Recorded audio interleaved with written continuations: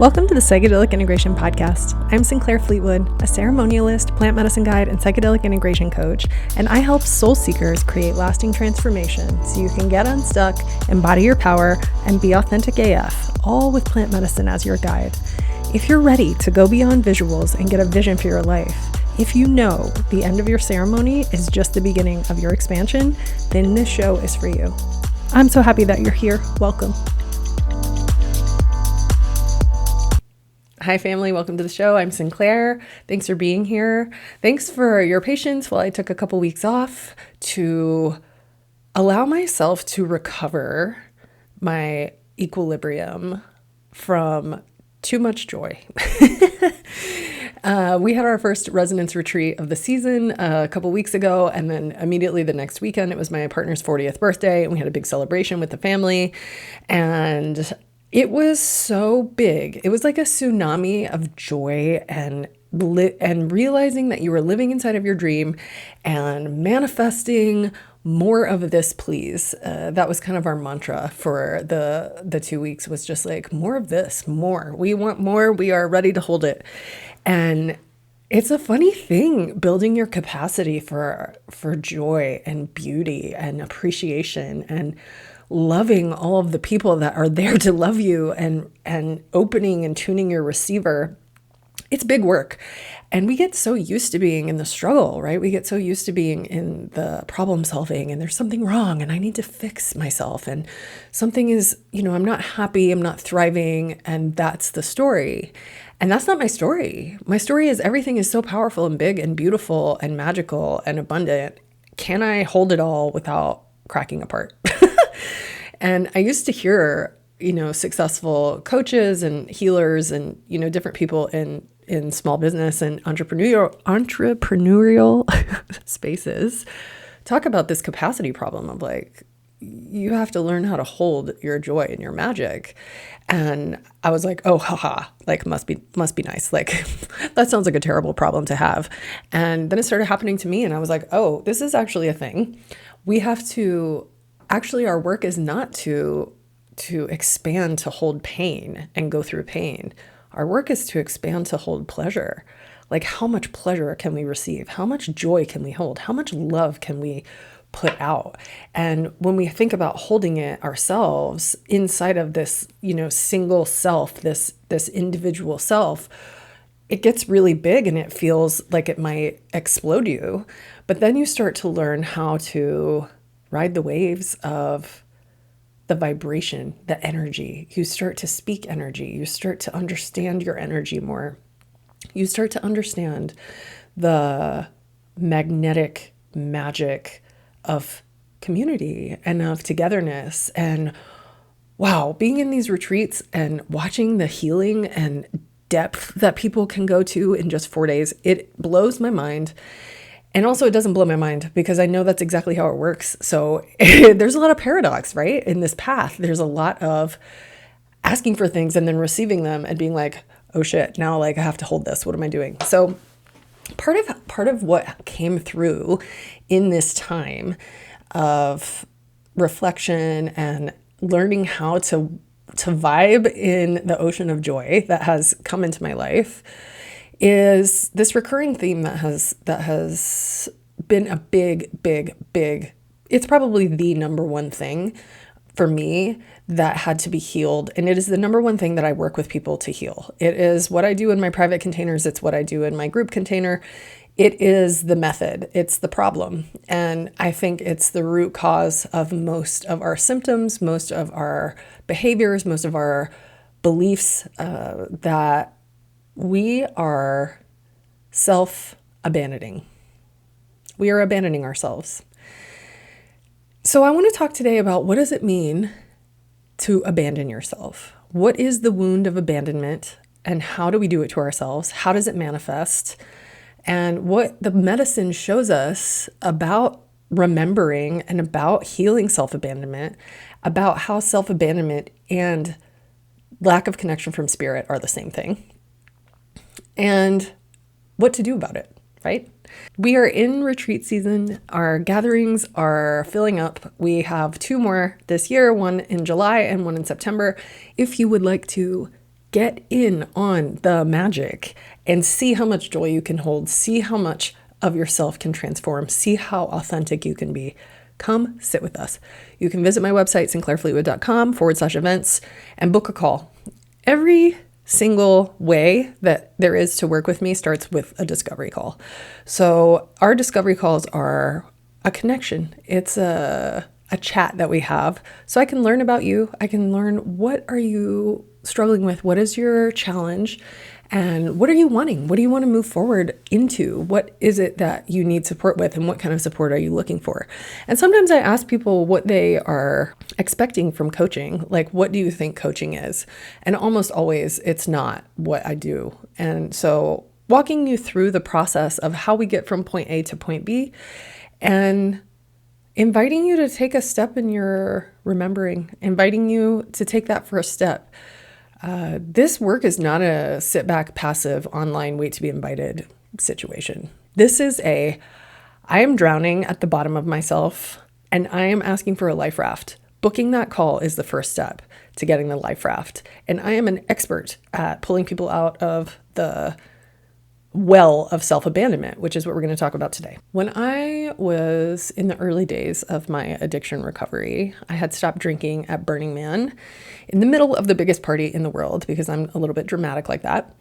I was completely on my own and I didn't have a support system. I was living in my mom's house, no money, no job. My only job was not drinking. And it was a lonely time. It was a dark time. It was that rock bottom time. And I love that phrase, rock bottom. It's like, oh, well, you got to hit rock bottom. And it's like, yeah, when you go all the way down to the rock, that's where you build your foundation. You have to go all the way down there. You have to see what's in there, because the treasure of whatever you need, the gift of your wound, is at the bottom. There is a treasure box there. And most of the time we're hanging around down there in the dark. Like, we don't know how to understand it. We're just like, well, I guess I just live in the dark now. If you turn the light on, all the parts of you that have been left behind, that have been forgotten, they're all down there. And they're down there waiting for you to help you, help them come back home, and for you to build the foundation together.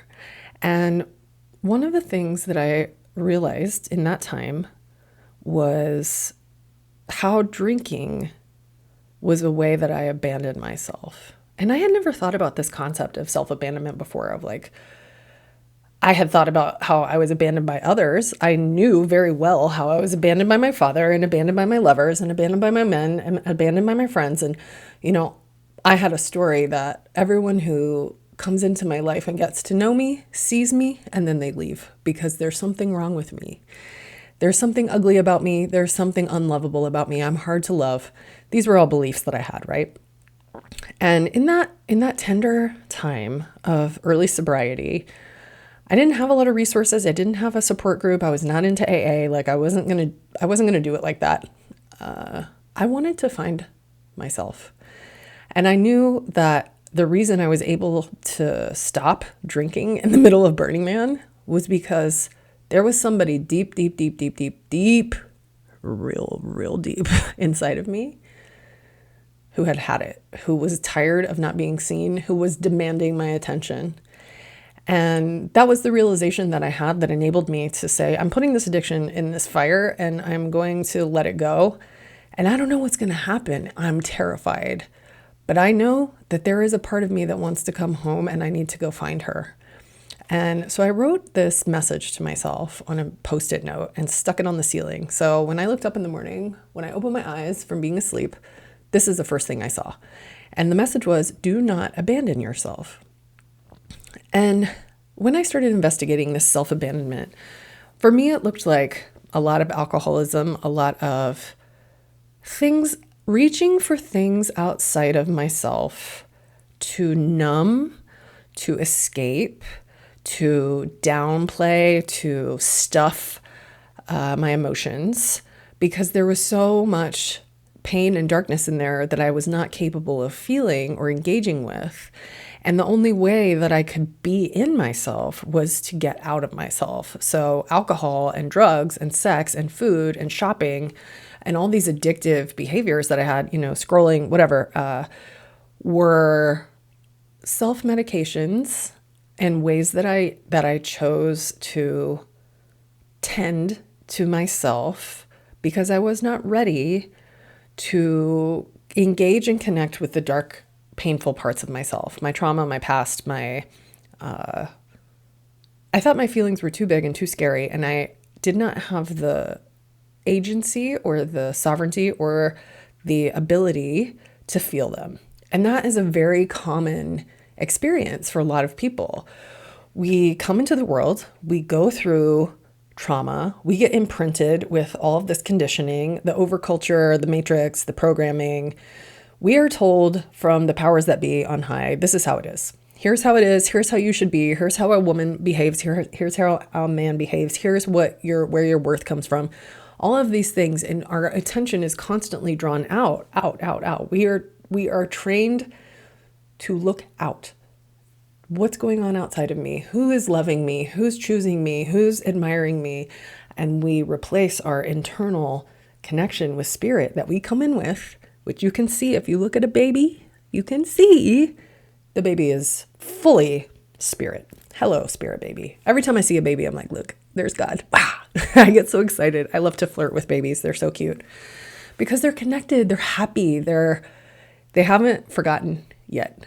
And so we forget. We take on the programming.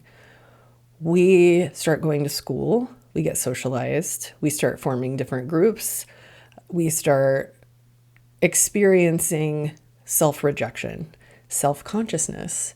We start opening our hearts. Our hormones are coming online. We come into our teenage years and we're desperately needing to be seen and honored in our weird, quirky joy, in our creativity, in our beauty and authenticity. And what often happens at that age is a crushing. Like, you don't fit in, you're not popular, your body is wrong, the way that you think is wrong, the way that you laugh is wrong, the way that you dress is wrong. There's something wrong with you. And then we get bombarded with that from like advertisements. And well, capitalism is about profit. Capitalism is about selling us things. And if we are walking around embodied consciousness, all that is expressing through us, and we have an innate connection to our own self-worth, and our fire is fully tended, and we are badass, and we're walking through the world with confidence and believing in ourselves and loving ourselves, we cannot be sold products. So how do we get broken down so that we are open to what's going on outside? It's the process of programming us into this current civilization that we live in, right? For some people, this may sound a little quirky, a little, wow, that's a really spiritual way to think about it. Well, this is a spiritual show. And my work is to reconnect you to spirit because you are spirit. And when you're not connected to spirit, you are not connected to yourself because they are one and the same, right? This programming that I'm talking about, this is not some woo-woo esoteric made up thing. You can read in many books, like popular psychologists, people who are coming into understanding epigenetics, like Joe Dispenza. There is many people talking about this, not just psychedelic people, not just plant medicine people, because it's not just a plant medicine thing. This is not a psychedelic thing. This is a human thing. And the medicine is the portal. So this show talks about how to use medicine to heal, but it's just a doorway. It's just a doorway. And everything that I talk about here is what's on the other side of the doorway. And you can use any doorway to get there. You can come into these shows that I make with no experience with plant medicine whatsoever, but you're curious, you want to get back online with yourself, you want to get reconnected to source, you want to find the spiritual path, maybe plant medicine doesn't resonate with you. All of this works for you, whether you use medicine or not. So I mention the medicine all the time because it's one of my favorite ways to help us remember, but it's not necessary and it's not the only path. And it's something to keep in mind because I get a lot of people who hear this show and they are interested in psychedelics because of the science. Maybe they're looking for, oh, I have this depression and I really want to work with plant medicine because I know it's going to cure it. And they're coming from like a Western medical model way of thinking about things, a worldview.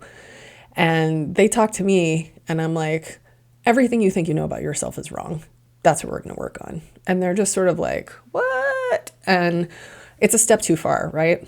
So how do we get to those places of depression? How do we get to those places of anxiety? How do we become people pleasers? How do we become perfectionists? Why are we numbing? Why are we experiencing chronic self-rejection and chronic self-doubt? It is because we are self-abandoning. And self-abandonment is not something to judge yourself about. We all do it because it is the experience of being human. This is the experience that we're doing. We are coming into a body on earth from the spirit realm, and we are like, I'm going to dive in, I'm going to earth, and I'm going to forget. That's the plan. And the magic journey that we get to experience is remembering. We get to remember. We get to learn how to go into ourselves. And with all of this stuff coming from the outside, be so in our power that we turn inward and start looking at what's inside and start remembering. That's the process of remembering. So let's think about you for a moment. What does your self-abandonment look like? For me, it was alcohol addiction. It was everything. Like every way that you could abandon yourself, I did. I abandoned my body. I abandoned my heart. I abandoned my spirit. I abandoned my mental capacity. I didn't trust anything inside of myself. I was a chronic people pleaser. So people pleasing is a protective behavior that we develop as children, typically to keep the peace. We become chameleons. We become very versatile, flexible, flowy.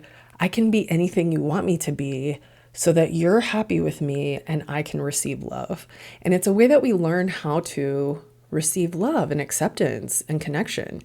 And you may think back to your teenage years and think about the ways that you people pleased. Maybe there was a friend group of, popular kids or any group where you had to change something about yourself to fit in.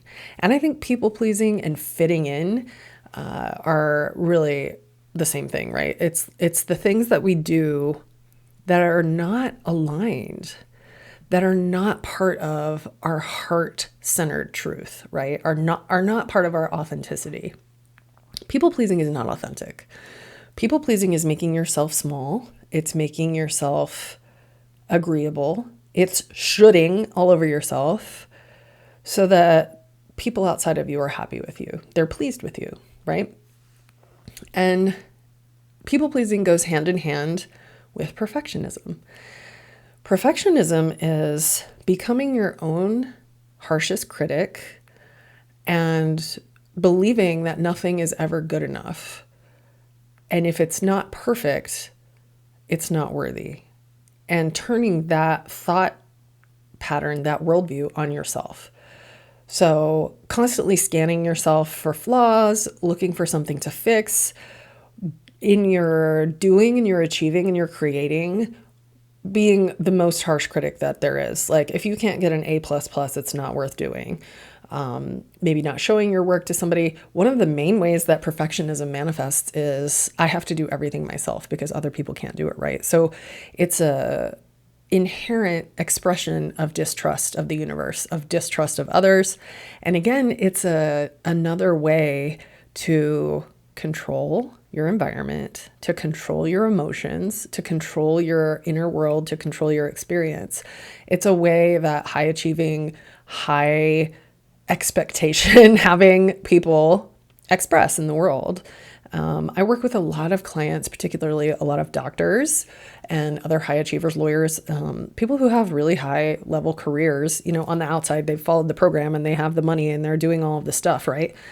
But they are crippled with, like, we call it suicide by success. Like, I am going to do and achieve everything. I am going to overachieve. I'm going to rise out of my circumstances. I'm going to beat this mountain of life into submission. I am going to get an A+ on life. I am going to win all the toys. Then, and only then, can I be happy. And what happens to people like this is they get all the stuff. They get the wife, they get the house, they get the job, they have all the money, they have all the accolades, they have all the achievement, they get the awards. Everyone loves them on the outside. And they are absolutely fucking miserable and often incredibly ill in some way. Whether it's a physical manifestation of illness, super anxious, depressed, some kind of mental illness, PTSD, like all these different things that come through perfectionists. Many, many, many of them suffer from some kind of chronic pain or chronic illness or autoimmune disorder, right? Where the body starts attacking itself because there's literally nowhere else to go. The energy body has shut down. The emotional body has shut down. So the physical body is like, okay, we're going to burn this mother down. Maybe then you're going to pay attention, right? And another way this self-abandonment comes through is in relationship. Most people who have this, which I think is everybody, has abandoned themselves inside of a relationship, maybe a friendship, maybe, we were talking about friend groups earlier. When you're young, we attract friends and lovers who recreate our wounds. So we are attracting from our unhealed wounds until they're healed. So if you come from a home where you were abandoned, you felt abandoned, maybe you didn't get the love and connection that you needed from your caregivers, you will recreate those relationships in your romances and in your friendships until you are able to look deep inside yourself and find that part of you that was abandoned and left and call her back home or him back home. And this can look like, if you have an abandonment wound, this can look like being attracted to people who make you feel really, really good. They love bomb you. There is some intense, explosive, we're soulmates, we're twin flames feeling, and everything is very volatile. It's like hot and cold. And a lot of abandonment wounds attract like this because that's how our primary caregivers showed up in our lives. My father is a great example. He was so magnetic, and when he came around, it was like Christmas morning every time. He would show up and do outrageous stuff and whisk us away and buy us tons of stuff. And so I learned that a male love affair should feel like the prom every night. It should feel like this huge special occasion. And then that person disappears and leaves you wondering, when are they coming back? And it's sort of like getting ghosted and getting love bombed and getting ghosted and getting love bombed.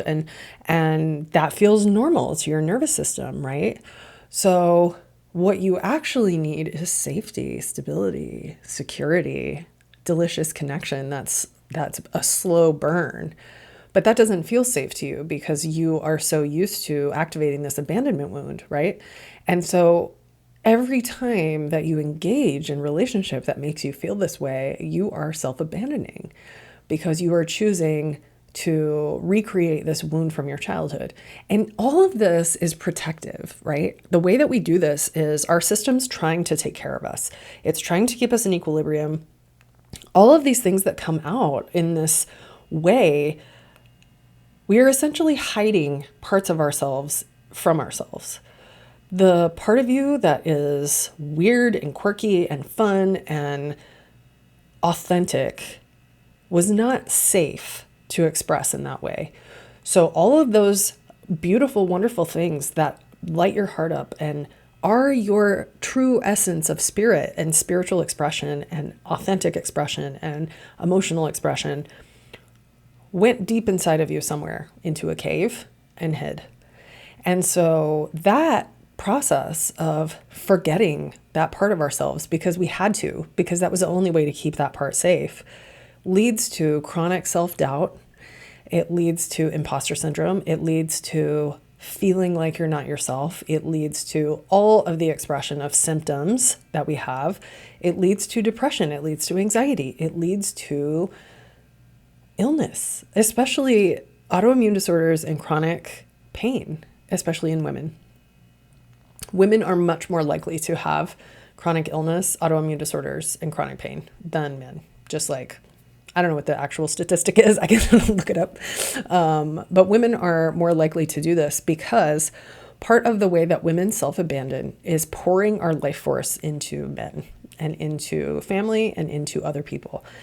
And this is the wounding of the feminine, and it's a masculine It's sort of like becoming the mother for everyone.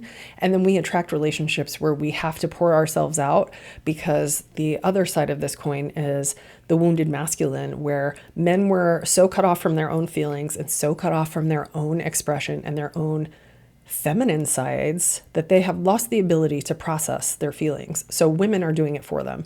And it's this two-sided coin of dysfunction and toxicity in the masculine and feminine energies that we all have inside of us, right? So some of our self-abandonment is also abandonment of our deeply feminine energy, of our deeply masculine energy, of our natural balanced way of expressing, because culture has told us what's acceptable and what is permittable and what is going to get you love and safety and connection, right? Whew. So that's how we self-abandon. And your self-abandonment may look different. These are some examples. Yours may feel different, but you may be really resonating with this and going like, okay, this is how I do this. I see how I do this. And that is part of the integrative process. Is people come to me and they're like, I need to integrate. I had a psychedelic journey and I want to integrate. And they are thinking about it as like, okay, I'm going to follow some linear steps. And I take that and kick it off the side of a mountain and say, actually, what we're going to do is completely change your entire world belief and views and find this hidden part of yourself, help you remember, and invite plant medicine to help reveal yourself to you and reveal your deepest truth to you. And that's why I love plant medicine, because it doesn't let you hide. It does not let you hide. It invites you to see with no judgment, with compassion, with understanding. It opens the way to go into that dark place, to go into that cave, to go into the deepest part of you that you have been hiding your whole life, and look around and turn the lights on in there and be like, what's in here? Who's in here? Where am I? Where is this inner child? There's so much inner child work that we do with the medicine. And it helps us feel safe and soft to turn the gaze inward. Because for a lot of people, the most terrifying thing about doing plant medicine and integration work and working with a coach is finding yourself and looking in and being afraid to see through your own darkness. And you know, when you spend your life choosing and prioritizing other people's needs over yours, when you train yourself to ignore your own intuition, to suppress your emotions, to look out and let the world tell you how it is. You look out at your phone, you look at the news, you look at, oh my God, this is going on. Those are all vibrations that are available. It's like changing the channel on a TV. What your work is number one, acceptance. You had childhood conditioning. We all have it. We are living in a time of mass brainwashing where we have forgotten our own power. That is the point of this existence. We're here to change it. It is our life's purpose to change it, to find our power, to reignite the fire of spirit inside of us, and to decide, do I want to live? Which reality do I want to live in? It really is the matrix. Do you want to take the red pill or the blue pill? Because you can keep spiritual bypassing. You can keep taking medicine and being like, oh, I'm getting visions and it showed me all this and it felt really good in my body, but I don't actually want to change anything.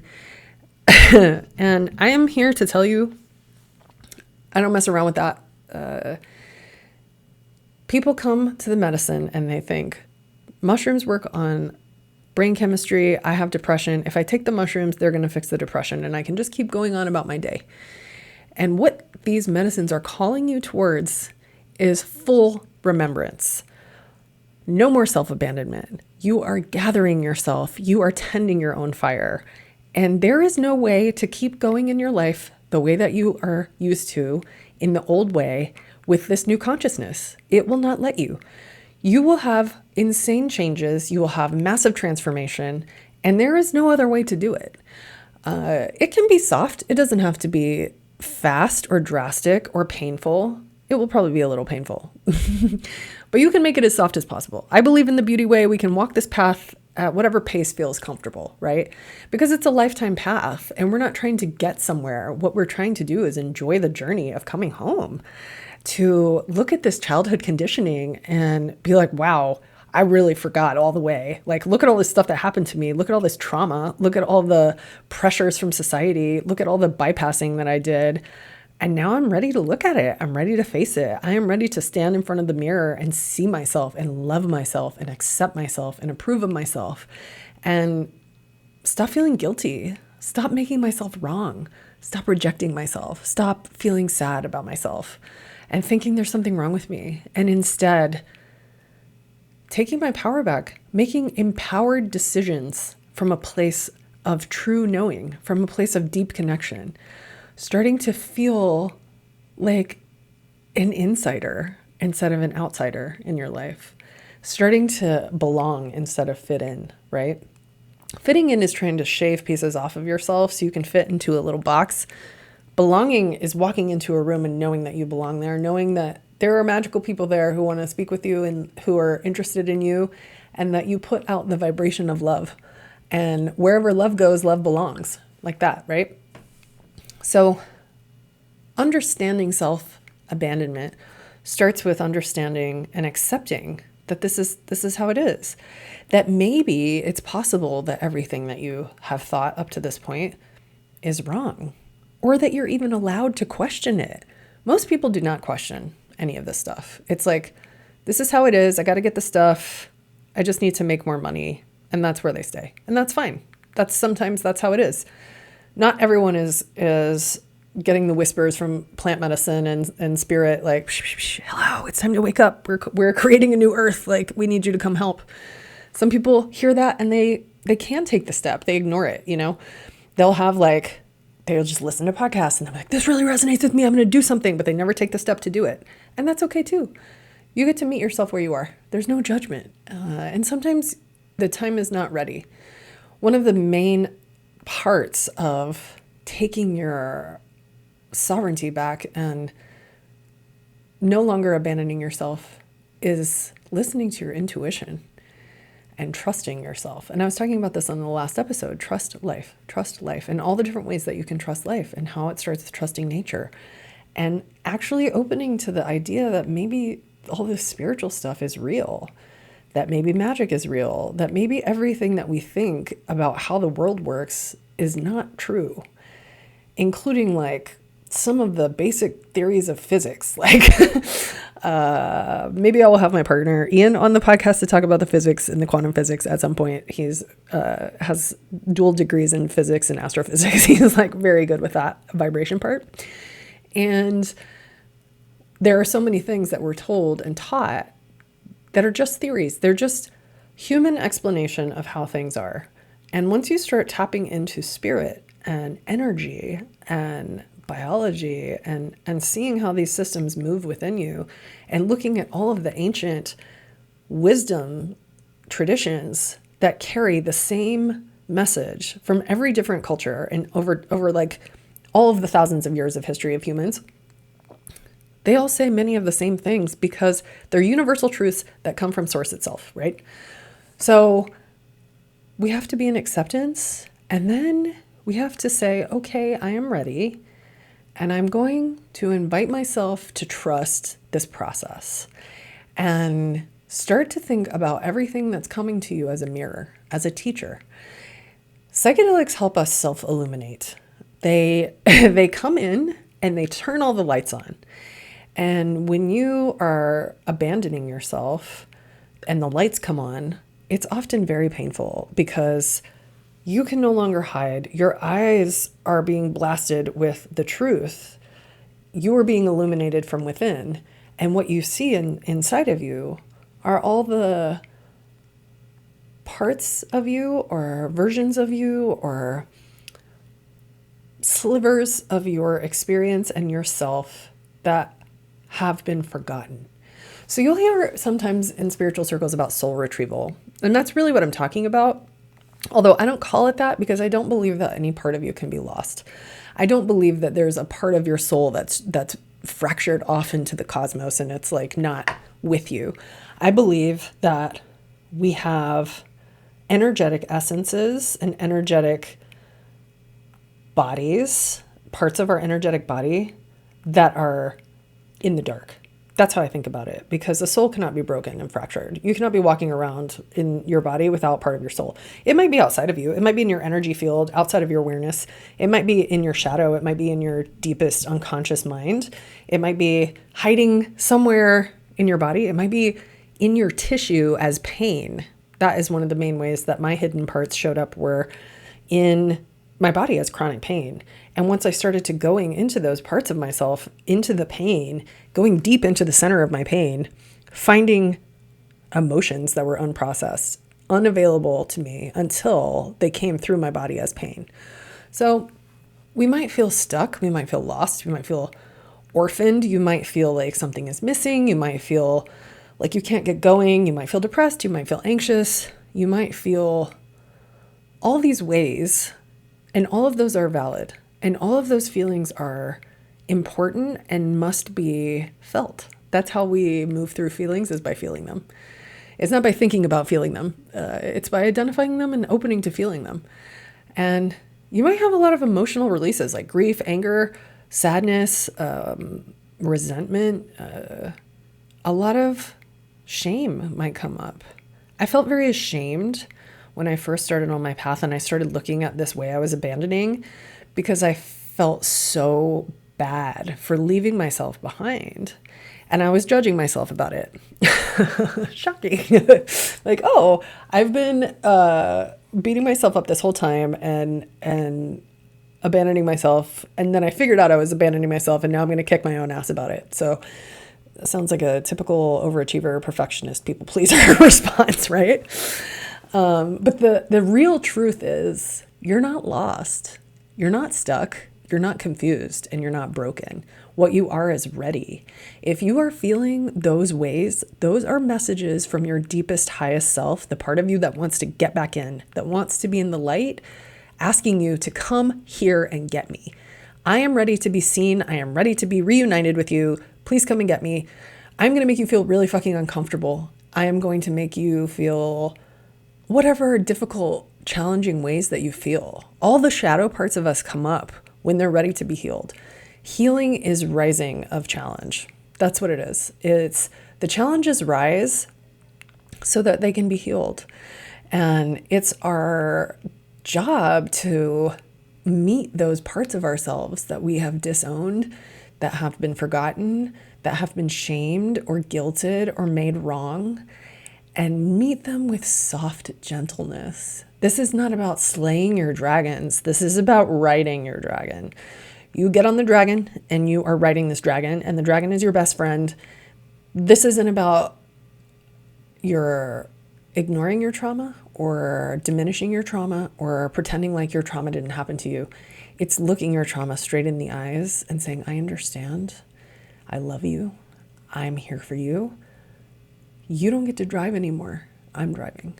And thank you for going through that. Thank you for living through that.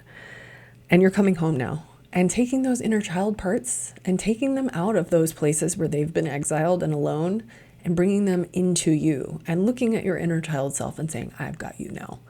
Nobody's ever going to hurt you again. I am protecting you. I got you. And this is a deep shadow work process, right? And part of what happens when you stop self-abandoning is ego death, because the version of you that was okay with the abandonment has to step out of the way and be integrated into the full self. So integration is not about finding all these parts and then letting all these parts be out away from you. It's about finding all the parts and bringing them into the whole, because you're not a bunch of parts. You're one whole human being. And I know IFS really works for a lot of people, and I talk about some similar concepts of finding different parts of yourself and connecting with different parts of yourself, with the ultimate goal and the ultimate understanding that you are not a fragmented, broken person. You are a whole person, and you are calling your presence back. You're calling your wholeness back. You're calling your authenticity back, because you are now ready. You have reached the point on your journey when you are strong enough to do the work of doing this, right? It's very exciting.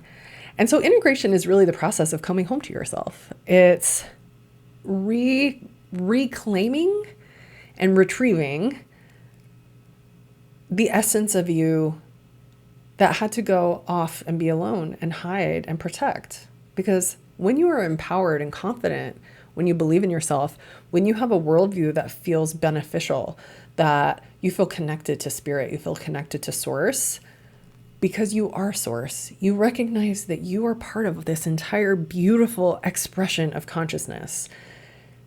The medicine helps you have the felt experience of this. This is why I really like medicine. Well, my teacher, Salvador, says, yes, we know we can get there through meditation, we can get there through yoga, we can get there through all these different practices of coming back to the self, all these different ways. But we don't have time. Like, we don't have that kind of time. We are in an emergency on this planet. This planet is in an emergency of forgetting. This planet, this species of humans has abandoned itself. We have abandoned our mother, we have abandoned our home, and we have replaced that with how much can I get? We have put individual extractive greed at the top of what we're here to do. We have forgotten our purpose. We have forgotten that we came to remember. We forgot all the way. And that's on purpose. What we're going through here is not an accident. It's not bad, actually. This is how Earth works. This is how life works. It goes to the extreme brink, and a lot of things die and then new things are born. And that's what's happening in humanity, right? We don't have time to waste. That's why we use medicine, because the medicine opens, it's a shortcut. It's a wormhole into yourself. And you can choose to blast out. You can go out into the cosmos to find yourself. You'll be there. Or you can choose to blast in. You're there too. It's like a one-way, two-way street. Like, you're always going home to yourself, and every direction is home to yourself. You are, well, as above, so below. Like, you are everything and you are nothing. You are everything in between. There is no way to look for yourself outside of yourself and not find yourself, because everything outside of you is also you. If you want to get, esoteric about it. I love ceremony and community ceremony, family ceremony, going into retreat, going into ceremony to do this work as a family, because it's like having an entire birth team with you. It's like, I think of us as me and my facilitation team as sort of like birth doulas. We process and move through the dark parts, the portal, the birth canal of trauma, and letting go of the old self and moving this former self and letting it be born and die at the same time, and birthing the new self, the new empowerment, the new action taking, the new energy, and really getting your energetic body on board with fully being at home in yourself, being fully authentic, and starting to ask, what are my needs and how do I honor those? And letting that be your guide, and looking at when did I first start to abandon myself, and maybe doing some exploration into the past of like, this is what this is.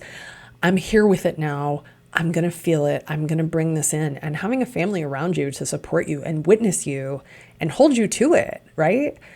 It's easy to have an experience by yourself and you're like, okay, tomorrow I'm going to do a million things. And then some time goes by. There's no connection. There's no community. There's no family. And there's no boundaries, and there's no devotion, and there's no discipline around it. And it just becomes another peak experience that doesn't do anything. And I have a little bit of a conundrum about this, because however people are experiencing medicine is the right way. Like, most people want to start doing it on their own because they are so afraid to be seen. They are so afraid to take up space. It feels terrifying to think about what will people see? What will they think? And I'm like, I get it. And I like working with people who are doing that too. But I'm telling you, if you have the means, if you have the ability, find a community to sit with. Do the ceremonial work inside of the technology of ceremony, in front of an altar, in front of spirit, Find some people that do it in a way that resonates with you. You will see things move so fast in such a beautiful way. And like we always say, like, you can't make this shit up, because the stuff that happens in our gatherings and in our containers and all the support that goes around it, it's like, it's astounding. It's mind-blowing, because it doesn't seem possible, but that's how it happens. And we have to do these experiences that make us uncomfortable. The point of plant medicine is get out of your comfort zone. If you think you're going to take medicine and everything's going to be easy and soft and it's going to feel really good, and then you're magically going to change your life but not have to do anything, you will be sadly mistaken. And maybe you'll stop trying it, you know? I have people who have come into my containers who don't have the felt experience of the medicine, but are committed and trusting the process so much that they are still coming to Integration Circle. They are still doing all this work. Even when the medicine isn't showing up, that is how you do it. It's not about the medicine. It's not about having some mystical thing come through that you don't already know. All the medicine does is show you yourself. That's all it does. It tells you exactly what you need to hear and exactly the way you need to hear it. And invites you to fall apart like a taco. Tacos fall apart. We still love them, you know. It invites you to get uncomfortable being seen. It invites you to take up space. It invites you to ask for help. It invites you to take action, heart-aligned action, to trust your impulses, to trust your inner knowing, to fuck around and find out, and to stop caring if you fail, because you're going to fail. That's part of the process, right? It invites you to get really, really into your body by being uncomfortable. You know, in our ceremonies, we sit outside on the ground, on the grass, in the beautiful nature for a long time, hours and hours, you know. We sit out there, we sing, we make prayers, we have an experience together. And it's not the thing that you do normally. Well, most people don't. We do it all the time. But it's not like you're going to go sit in a therapist's office and put a blindfold on and listen to music and have it be all contained inside of you. We are actively spilling out all over the place together, and we have the container to hold us. So inviting yourself to step across the bridge, to step onto the bridge, because the thing is, self-abandonment is not something that you just turn off. Trust is not something you just turn on. It's a practice. It's a way of life.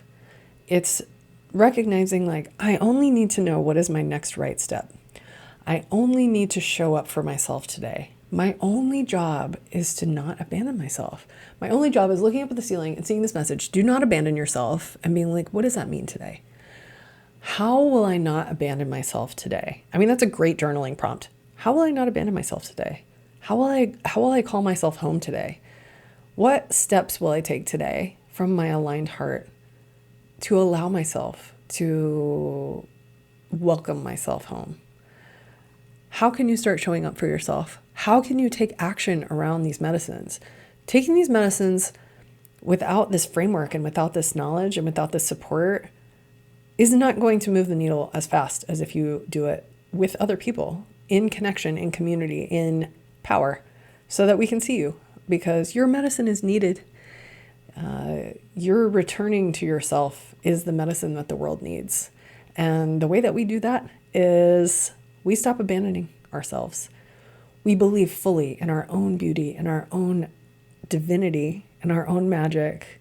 And we start to practice liking ourselves, loving ourselves, owning our power, owning our gifts, being willing to let whatever mess come out so that the magic can follow, being willing to birth, being willing to let go, really starting to laugh at how much you have to let go, and getting comfortable being the doula of your own fully expressed self. And it's hard. It feels like being ripped wide open and you just sort of stay like that. And I'm like, okay, maybe I'm thinking about myself in a different way. I'm thinking of myself as this like 3-dimensional human body, but I'm not the body. My body is just part of what's here. And it's not a tearing open. It's a tuning of the frequency to see the full capacity. It's sort of like thinking that you are a thimble. And you're like, well, this is how much I can hold and this is how much I need. And it's just this little thimble. And then realizing that your actual capacity is the entire ocean. and you were only able to see the thimble, but when you open and the medicine calibrates you and you calibrate to your power and you stop abandoning yourself and you recognize that you are God, you are spirit incarnate, you are walking around in your power, in your beauty, in your magic, in your medicine, you are the ocean. And then you're like, oh, it's actually natural for me to have a huge capacity and I can do anything. So thank you so much for listening. I hope this resonated with you. I love talking about self-abandonment and how to stop doing it, and how to come home to yourself and how to come home to your power. And the way that I do this work is one-on-one. We work together, you and me. We go through step-by-step process to bring you back home, to turn on your fire, to get everything moving in the right direction so that you stop trying to swim upstream and learn how to ride the boat downstream. You're steering the boat, right? So if you are interested in working with me, the first step is to make a call. Go to my website, sinclairfleetwood.com. You can click on any of my offerings. You can click on work with me. It talks about my one-on-one offerings. I have Nest. Nest is my group integration program. We meet every Wednesday night.